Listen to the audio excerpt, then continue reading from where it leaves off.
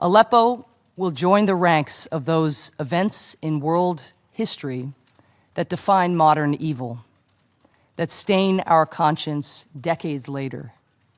Halabja, Rwanda, Srebrenica, and now Aleppo.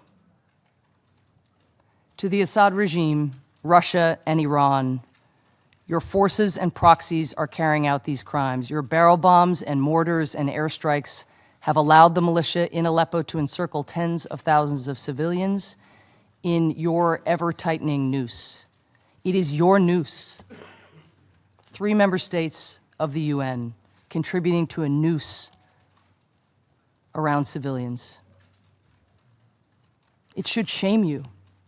Instead, by all appearances, it is emboldening you. You are plotting your next assault.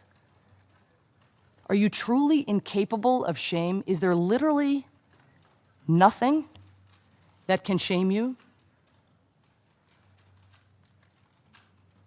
Is there no act of barbarism against civilians, no execution of a child that gets under your skin, that just creeps you out a little bit?